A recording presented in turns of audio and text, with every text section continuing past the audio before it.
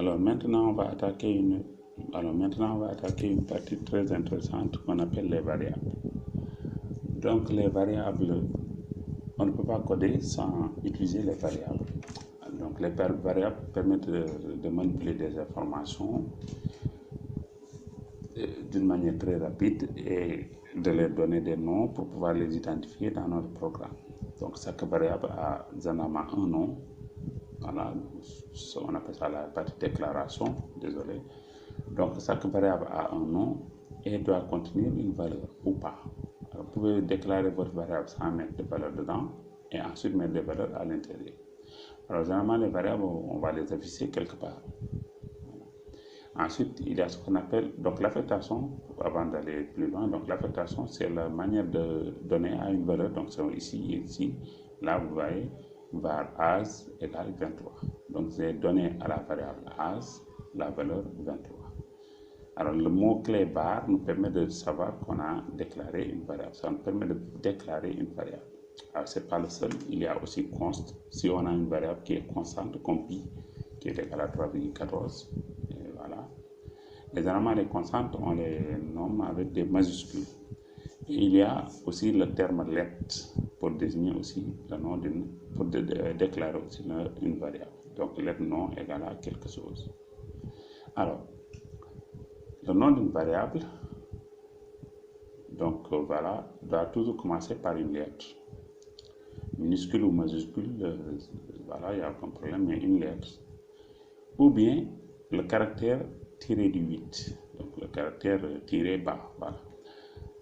Alors, ensuite, le nom d'une variable ne doit pas être un nom réservé du langage. Par exemple, console, on ne peut pas l'utiliser ici pour donner un nom de variable. Sinon, il risque d'écraser la variable qui est à l'intérieur de JavaScript qui désigne la console. Ok, donc il y a certains mots qu'on appelle des mots réservés. Comme les int, il faut vraiment éviter de nommer une variable int, integer, string, ou bien, je ne sais pas, boolean, bool, for, if, etc. Il y a des mots quand même qu'on va éviter pour le nommage de non-variable. Alors, les types de variables, généralement, on en distingue trois, les types primitifs. Voilà. Donc, les types natifs, c'est-à-dire ceux qui viennent avec le langage, généralement. On en distingue trois, les types nombres, donc c'est toutes les variables de type nombre, comme les entiers naturels, les décimaux, les entiers avec des, voilà, donc les entiers réels, tout ça là, donc les nombres réels, etc. Voilà. Ensuite, il y a ce qu'on appelle les caractères et les chaînes de caractères. Bon, un caractère, c'est votre nom, votre prénom, le nom d'une école, d'une adresse, etc. Ou même une valeur numérique. Ça peut être ce qu'on appelle une chaîne de caractères. Donc, c'est les caractères alphanumériques. Donc A, B, C, D, etc., les chiffres de ponctuation, etc., mais c'est la somme spéciale et des nombres, les chiffres du moins. Ensuite, il y a un autre type de variable intéressante pour faire des tests qu'on appelle le type booléen. Donc le type booléen, c'est généralement, il y a deux valeurs, il y a true et false, c'est-à-dire vrai et faux. Dans d'autres langages, on met 0 et 1, donc c'est comme le code binaire, vrai, faux. La lampe s'allume, la lampe ne s'allume pas. Donc on va essayer de voir ça, tout ça avec du code. Donc on retourne dans notre éditeur de code. Donc là, on va créer un autre fichier, on va l'appeler exo2.js. Voilà, et dans exo2.js, on va coder comme tout à l'heure. Alors, donc on commence par, donc vous devez effacer ici l'écran, le terminal, désolé. Alors ici à l'intérieur, on va commencer par la déclaration de variable. Donc je vais dire var as égale 23. Là, je viens de déclarer une variable qui s'appelle as et je viens de lui affecter une valeur, c'est-à-dire 23.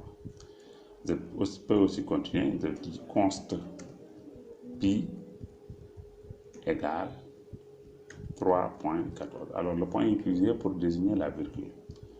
Donc là, je viens de déclarer deux variables. Alors si j'exécute ce code, il ne se passera rien au niveau de l'écran. Alors n'oubliez pas que maintenant on est en exo 2. J'appuie sur entrée, il ne se passe rien.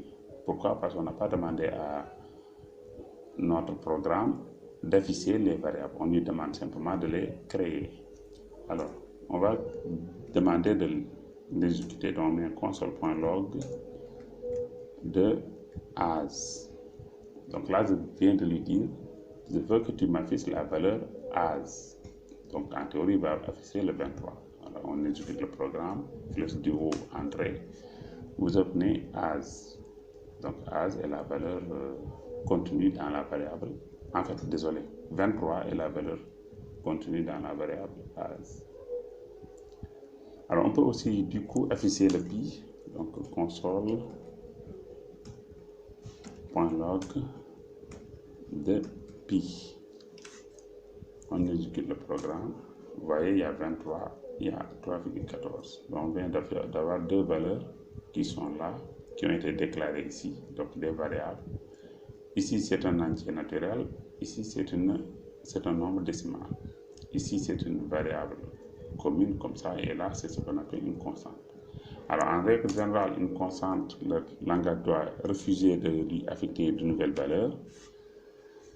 On va essayer pour voir en JavaScript qu'est-ce qui va se passer. Vous voyez, il y a une erreur ici, il me dit assignment to constant variable. C'est-à-dire, je viens d'assigner, regardez bien la flèche qui est là, qui nous dit qu'il y a un problème à ce niveau-là. Parce que pi, on l'a dit que c'est une constante, on lui donne une valeur, et là, on veut lui redonner une valeur. Une constante ne change pas, sinon ça ne serait pas une constante. Alors, pour vous montrer cela, je vais effacer mon écran et changer le const en var. Là, si j'exécute le programme, j'obtiens pas d'erreur. Donc tout s'est bien passé. Voilà. Donc tout s'est bien passé. Vous voyez que le 45 a été bien affiché, il n'y a aucun problème. Et si je le change en const, il me refuse de le modifier. Alors cette notion de déclarer nos variables en const va nous permettre à nous-mêmes, de codeurs, d'éviter de manipuler des constantes.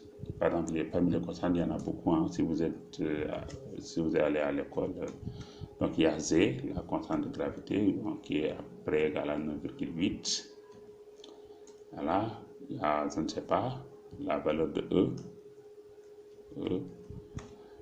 qui est égale à 2,7, je pense bien, quelque chose comme ça, 7, etc., etc.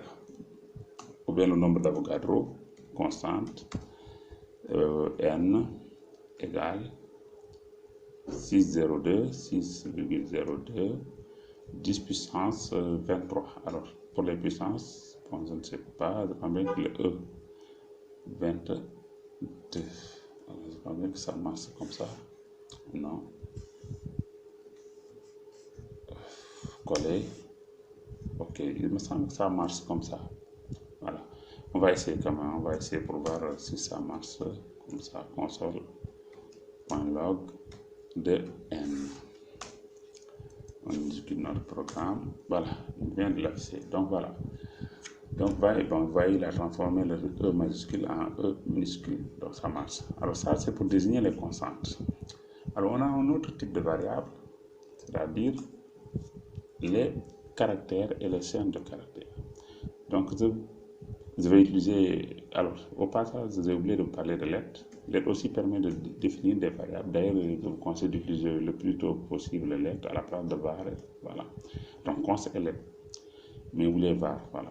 Donc let, par exemple, je dis let note 1 égale 12. Voilà. Donc là aussi, ça permet de définir une variable. Là, je mets note 1. Voilà, j'exécute le programme. Vous voyez, voilà le 12. Ensuite, on va maintenant entrer dans le... on va essayer de voir les chaînes de caractères. Voilà, ensuite les booléens. Donc tout ce qu'on a parlé ici, c'était les nombres. Hein, donc nombre entier, nombre à virgule, etc., etc. Donc pour les chaînes de caractères, par exemple, je peux commencer par un var. Hein. Donc je dis var prénom. Et je mets ici Donald, pourquoi pas, Donald Trump. Hein, voilà. Alors là, je viens de déclarer une variable qui s'appelle prénom et qui a la valeur Donald. Alors je peux le déclarer comme ça avec de simples guillemets ou bien avec de doubles guillemets. Donc var nom égale Trump. Alors, je ne sais plus comment on l'écrit, je pense que c'est comme ça. Donc voilà, je viens de déclarer deux variables qui sont des chaînes de caractères, parce que regardez, hein, c'est des caractères qui se suivent, c'est une chaîne de caractères. Voilà. Alors au passage, l'espace aussi fait partie des caractères et tous les autres caractères du monde, quoi. Voilà. Alors là, on peut afficher comme tout à l'heure, hein, je vais afficher, alors, je vais effacer tout ça là, histoire de nettoyer un peu ma console. Donc console.log de prénom. Voilà. On exécute le programme, vous voyez, Donald, il est là. Voilà. Ensuite, je mets un console.log de nom. Donc, on exécute notre programme, vous voyez, Trump Donald. Donc voilà, ça c'est pour créer des variables. Donc j'espère que vous suivez un peu. Donc c'est pour créer des variables. On a ici des variables de type entier, nombre à virgule. Ici on a des variables de type chaîne de caractères. Alors maintenant on va créer des variables de type booléen. Par exemple, je dis var actif. Donc est-ce qu'un truc est actif ou pas? Je mets true. C'est-à-dire actif, je mets vrai. Var, je ne sais pas, est-ce qu'il est absent? Voilà. Je mets false pour dire non. Voilà. Donc, c'est les variables qu'on peut utiliser. Et là, je vais les afficher. Alors, console.log permet d'afficher pas mal de choses. Hein. Voilà. Même si ça n'a pas de sens d'afficher des booléens, mais console.log permet quand même de faire l'affichage. Donc, vous avez dit absent. Oh, désolé, absent. Voilà. Donc, on va afficher cela. On va défiler ça. On appuie sur C. On fait comme ça. Et voilà, vous voyez, il y a true, false. Voilà, comme ici, défini ici dans qui. Et pourtant, on a fait qu'afficher les variables. Voilà. Donc, ça, c'est des booléens. Voilà. Donc, là, on vient de terminer cette partie sur la déclaration de variables et l'affichage de variables. Alors, je ne vais pas entrer dans trop de détails. Pour l'instant, généralement, ça suffit largement pour faire un programme. Voilà. Et voilà, pour afficher du texte quand même à l'écran. Voilà. Alors, on va continuer avec... voilà, je pense qu'on a tout vu là, on a parlé des nombres, des chaînes de caractères, des booléens, de l'affichage de l'affectation. Donc, l'affectation, je précise, c'est le fait de lui donner une valeur comme ça. Alors, je vais quand même donner un autre type de variable. Donc, vous pouvez dire let, mettez tiré du 8 comme ça, tiré du 8. Je l'appelle par exemple école, pourquoi pas. Égal, je mets ici au lycée des paresseurs, ou bien lycée des dormeurs, voilà. Voilà. Donc, c'est un excellent lycée qui donne de bons résultats. Alors, je vais afficher, hein, regardez bien, j'ai mis le tiré du 8. Donc, tiré du 8, voilà. Et ça marche bien, hein. Je vais afficher la valeur. Je mets console.log de tiré du 8. Alors, désolé, tiré du 8 école. Voilà. On exécute notre programme. Alors, vous voyez, lycée des dormeurs, ça marche bien. Donc, le tiré du 8 nous permet de donner des noms de variables. Voilà. Bon, généralement, il est utilisé pour nommer les variables qui doivent rester pour comment dire encore, qui sont utilisées à l'intérieur du module, donc qui ne vont pas sortir du programme, généralement. Voilà. Donc, dans certains langages, on utilise souvent pour dire que ça, c'est une variable, mais qui va rester comme ça. Quand tu vas lire le code source de l'application, tu vas savoir que ces genre de variables, on ne doit pas les utiliser en dehors du programme, ils doivent rester à l'intérieur. Voilà, c'est mon expérience. Voilà, je crois bien que je ne me suis pas trompé. Alors, donc, ceci met fin à notre petit cours, voilà, sur les variables. Donc, je vous remercie et à bientôt, voilà, pour d'autres trucs. Donc,